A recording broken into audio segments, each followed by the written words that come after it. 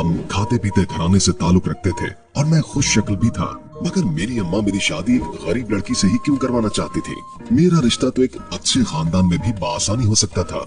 एक बार मैंने अम्मा से पूछ ही लिया कि उन्हें गरीब घराने की लड़की ही क्यों चाहिए, तो कहने लगी कि ऐसी लड़कियां नखरे कम करती हैं और घर बसाती हैं। बहरहाल मुझे अम्मा की ये बात समझ तो अम्मा ने मेरे लिए पसंद किया। मैंने भी उसके सामने सर झुका दिया। शादी की रात ही मैंने अपनी बीवी को देखा था और अम्मा को दाद दी। वो 20 साल खुश शक्ल खूबसूरत लड़की थी, इतनी ही कम को और बाहया। बहरहाल सकीना से शादी करके मैं बहुत खुश था।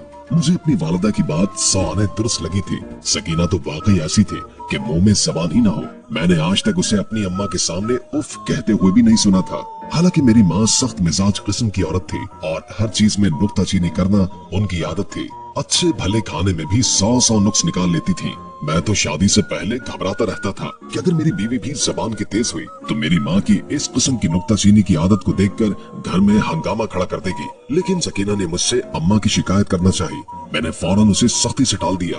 मैंने कहा, खबरदार जो तुमने मेरी अम्मा के खिलाफ एक लफ्ज भी मेरे कान में भरा। मेरा लहजा इतना गजबनाक था कि वो सहम सी गई। उसने मुझसे कुछ भी नहीं कहा। उसकी जुबान पर जैसे चुप सी लग गई थी। शादी को चंद माह ही गुजरे कि अम्मा को अपने पोते का ख्याल आने लगा। कहने लगी, अब तक तेरी बीवी उम्मीद से क्यों नहीं हुई। ये बात सुनकर मैंने मुताजिब होकर अम्मा की तरफ देखा। मैंने कहा, अम्मा इसमें मेरा और सकीना का भला क्या इख्तियार है, ये तो अल्लाह की मर्जी है। वो कहने लगी, अच्छी तरह समझा दे सकीना को, मुझे सिर्फ पोता ही चाहिए। मैं सकीना को क्या समझाता, मैं तो खुद पढ़ा लिखा था। जैसे जैसे वक्त गुजरने लगा और सकीना उम्मीद से ना हुई तो अम्मा के ताने तशने शुरू हो चुके थे। एक रोज अम्मा मुझसे कहने लगी, मैंने दाई को दिखाया है, तेरी बीवी मुझे बांझ लगती है, तभी तुझसे कहती हूँ, मुझे उम्मीद नहीं है कि ये मुझे पोता देगी।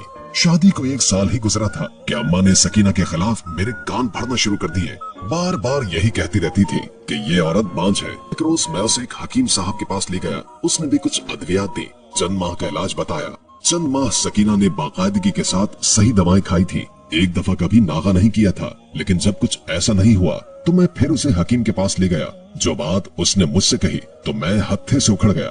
कहने लगा, मुझे तो लगता है कि इलाज की जरूरत तुम्हारी बीवी को नहीं बल्कि तुम्हें है। फिर एक पर्चे पर 2-4 टेस्ट लिखकर कहने लगा, ये कराओ, मुझे शक है कि मसला तुझ में है, तेरी बीवी में नहीं। ये बात तो मेरी मर्दानगी पर बहुत गहरी चोट थी। हम गैरतमंद मर्द कहाँ ये सब कुछ बर्दाश्त करते हैं। औलाद ना हो तो कभी कोई ये नहीं कहता कि मर्द के लिए कुछ मसला होगा, सिर्फ औरत को ही इस इताब का निशाना बनाते हैं। मैंने हकीम के सामने ही वो पर्चा फाड़ दिया और वहीं फेंक दिया।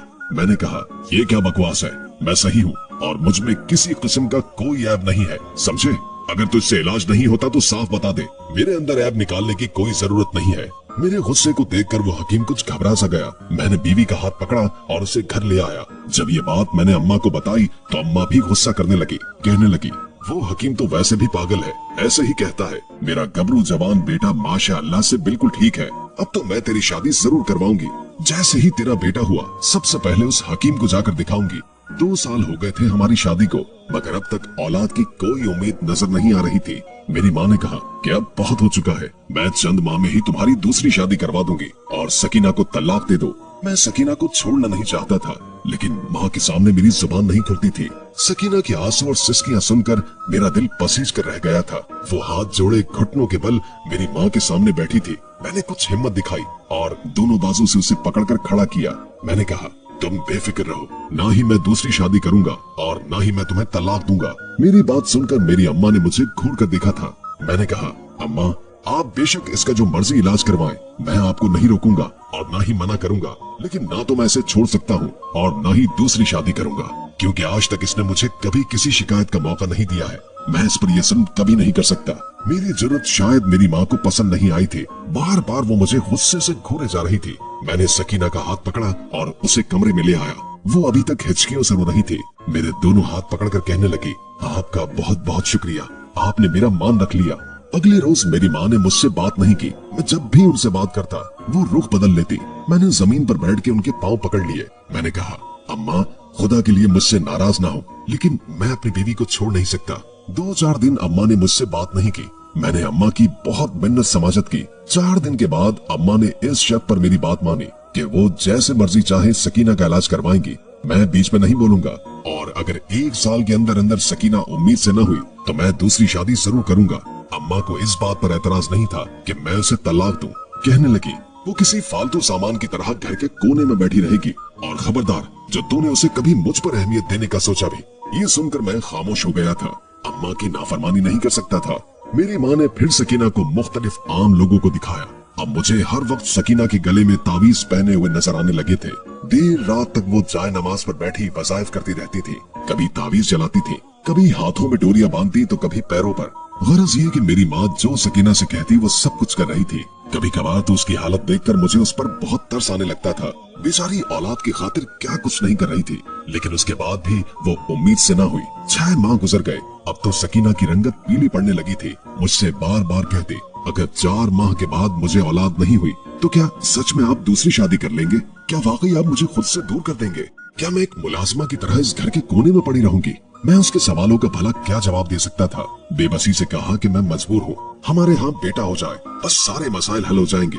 उन्हीं दिनों मेरी वालिदा को किसी पड़ोसी ने यह बताया कि हमारे साथ वाले गांव में एक आमिल बाबा रहता है जो बे औलाद औरतों का ऐसा पक्का इलाज करता है कि लाजमी बेटा ही पैदा करती है। ये सुनना था कि मेरी माँ के चेहरे पर चमक उभर आई। मेरी माँ सकीना और मुझे लेकर उस आमिल के पास गई। उसके पास तो लोगों का तांता सा बंधा हुआ था। उसका छोटा सा सहन मुरीदों से भरा पड़ा था। एक कोने में हम भी बैठ गए थे। वो आमिल साहब जो भी थे कमरे में थे। एक छोटा सा कमरा था जहाँ दोनों मियाँ बीवी जाते और 5 मिनट के बाद मुस्कुराते हुए वापस आ जाते। तवील इंतजार के बाद हमारी बारी आई। जैसे ही हम आमिल के पास गए, अम्मा साथ थी। सकीना बहुत ही खूबसूरत किस्म की औरत थी। उसने चादर से अपना चेहरा छुपा रखा था। न जाने क्यों मुझे उस आमिल का हुलिया कुछ अजीब गरीब सा लग रहा था। उसने काले रंग का चोला पहन रखा था, गले में मोटे दानों की तस्बीह और दोनों हाथों की उंगलियों में अंगूठियां पहनी हुई थी। जैसे ही हम उस आमिल के पास बैठे, उसने एक बार फिर नजर सकीना पर डाली थी। न जाने मुझे क्यों ये सब कुछ देखकर बुरा लग रहा था। फिर कहने लगा, बोलो बीबी क्या मसला है? मेरी माँ कहने लगी, मेरी बहू बांझ है। ये कहकर उसने सकीना की तरफ देखा। वो आमिल पूछने लगा, कितना अरसा हो गया शादी को? जवाब में मेरी अम्मा ने कहा, पूरे 2 साल हो गए हैं, लेकिन औलाद की कोई उम्मीद नजर नहीं आती। हमने आपकी बड़ी तारीफें सुनी है, हम दूसरे गांव से घूम कर आए हैं। जो बात मुझे परेशान कर रही थी वो ये थी कि उस शख्स की नजर मुसलसल सकीना के चेहरे पर थी। हालांकि उसने आधे से ज्यादा चेहरा छुपा रखा था, बस उसकी आंखें ही नजर आ रही थी।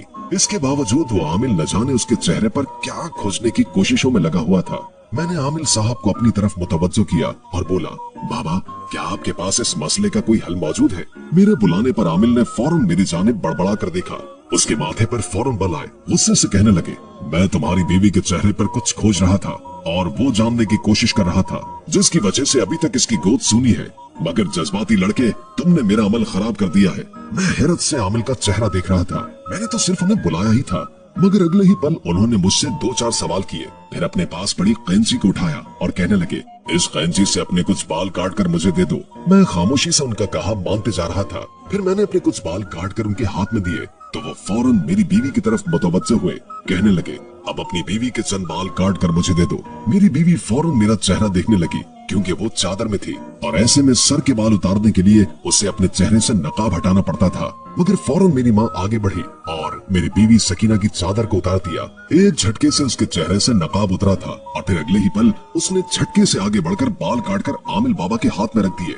ये सब कुछ 2 से 10 सेकंड्स के बीच में हुआ था, मगर आमिल बाबा की नजरें तो मेरी बीवी पर ही टिक चुकी थी। उन्होंने वो बाल लिए और फिर दोनों बालों को यकजा करके अपने सामने एक चांदी के बर्तन में रख दिया और कहने लगे, मैं तुम लोगों को कुछ तावीज दूंगा, वो तुम लोगों को खाने होंगे और कुछ ऐसे अमल बताऊंगा जिसे रोज करना होगा। इस अमल के बाद तुम लोग यकीनन औलाद पालोगे। मैं बगौर आमिल बाबा की हर बात सुन रहा था। देखते ही देखते उन्होंने हमारे कटे हुए बाल आग लगाकर जलाना शुरू कर दिए। जैसे ही उनको आग लगी थी तो आमिल बाबा ने बालों की वो राख उठाई और उसे तावीजों में भरना शुरू कर दिया।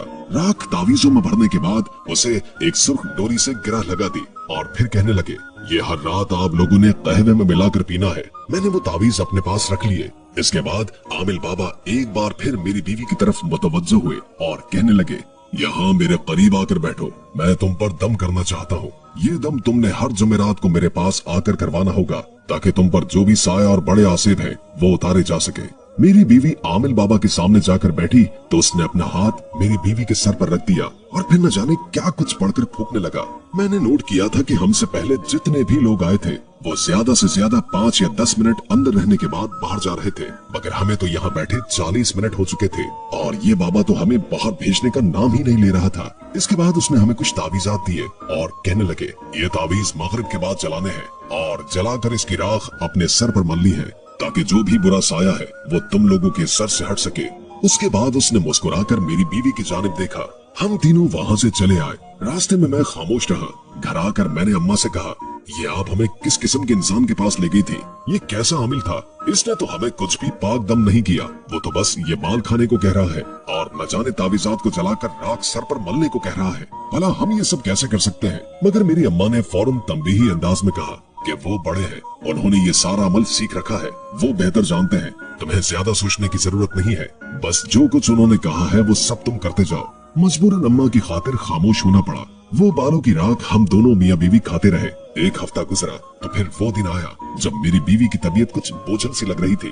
कहने लगी, मेरा बिल्कुल भी जी नहीं चाहता उस पीर बाबा के पास जाऊं। मुझे वो अजीब नजरों से देखता है, मगर अम्मी की खुशी की खातिर जाना जरूरी था। मैं एक बार फिर अपनी बीवी को लेकर वहाँ चला गया। इस बार भी उन्होंने कुछ ऐसे अजीबो गरीब अमल किए और फिर हमें तावीज और डोरियां खाने और जलाने को दे दी। 2 माह गुजर चुके थे, मगर अभी तक कोई उम्मीद की किरण नजर नहीं आई थी। इस बार मैंने अम्मी से कहा, अगर इस बार भी इसने यही सब दिया तो अगली बार मैं नहीं जाऊंगा। अगली बार जब हम आमिल बाबा के पास गए तो मेरी माँ उसे कहने लगी, हम 2 माह से आपके पास आ रहे हैं, मगर अभी तक मेरी बहू को कोई खुशखबरी नहीं मिली। इस पर आमिल बाबा मुस्कुरा उठे और कहने लगे, अभी तक इलाज पूरा नहीं हुआ, इलाज का असल मरहला तो अभी रहता है, वो करने के बाद ही तुम्हारे यहाँ बच्चों की किलकारियाँ गूंजेंगी। इसके बाद जो कुछ आमिल बोला वो सुनकर मेरे पैरों तले से जमीन निकल चुकी थी। मैं वहीं पर गुस्से से आग बबूला हो गया और कहने लगा, नहीं, मेरी बीवी ऐसा कुछ भी नहीं करेगी। मगर मेरी माँ ने फौरन मुझे डांट दिया और कहने लगी, खबरदार, जो आमिल बाबा के साथ तुमने कोई बदतमीजी की, तुम नहीं जानते ये क्या कुछ कर सकते हैं, खामोशी से बैठे रहो, वो जो कुछ कह रहे हैं वो सुनो। आमिल बाबा ने हमारे सामने एक बच्चे का पुतला रखा जो कि कपड़े का बना हुआ था। वो उसे हमारे सामने रखकर कहने लगा, तुम्हारी बीवी को मैं एक खास विर्द बताऊंगा, वो विर्द उसे लगातार करना होगा और फिर रात के ठीक 11 बजे पुराने कब्रिस्तान में छोड़ कर आना होगा। सारी रात वो मेरी बताई गई बच्चे की कब्र के करीब बैठकर एक विर्द करती रहेगी और फिर सुबह के 3 बजे वो उस कब्र को थोड़ा सा खोलकर इस पुतले को वहाँ दफन कर देगी। इसके बाद तो तुम लोगों के घर खुशखबरी आकर ही रहेगी।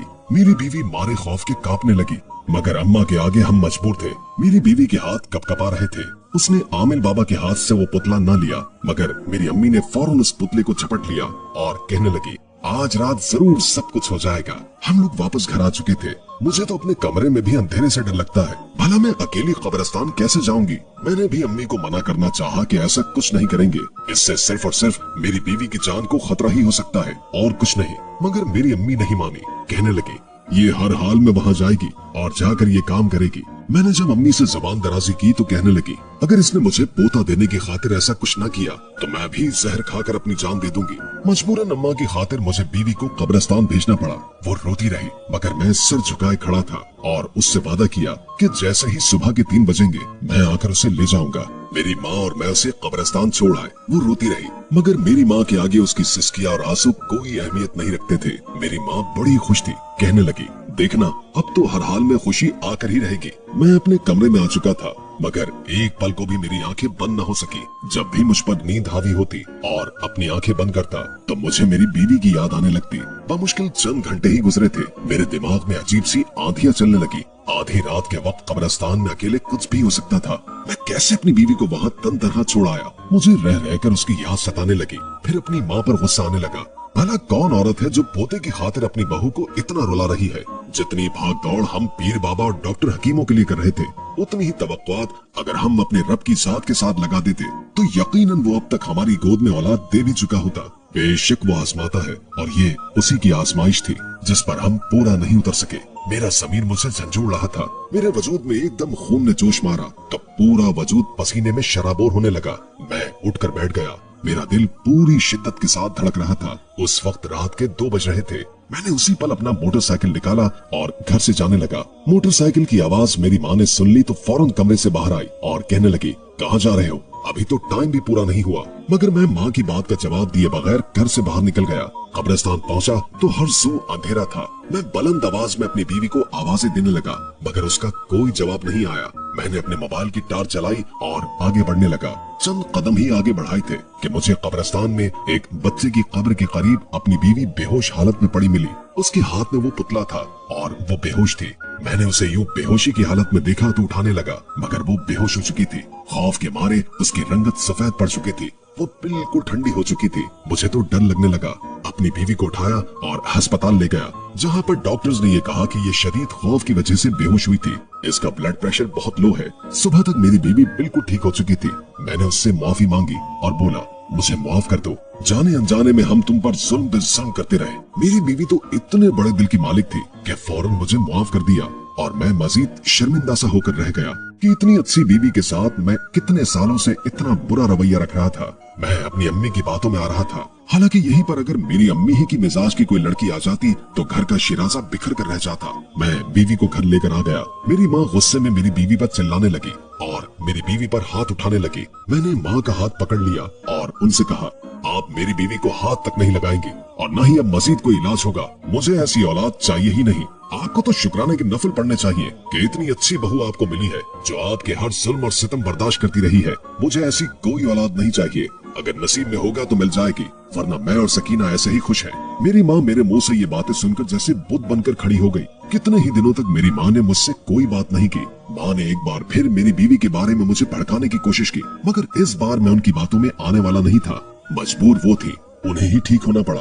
उनका रवैया धीरे धीरे सकीना के साथ ठीक होता चला गया, क्योंकि अब मैं सकीना का शौहर उसके साथ उसकी ढारस बन के खड़ा था। और जब शौहर बीवी के साथ हो तो किसकी जरूरत होती है जो उसके खिलाफ कुछ भी कर सके। चंद माह के बाद मेरी बीवी की तबीयत खराब हुई। हम उसे डॉक्टर के पास ले गए तो पता चला कि वो हामिला है। वो दिन मेरी जिंदगी का सबसे हसीन दिन था। मेरी बीवी ने उसके बाद जुड़वा बच्चों को जन्म दिया, एक बेटा और एक बेटी।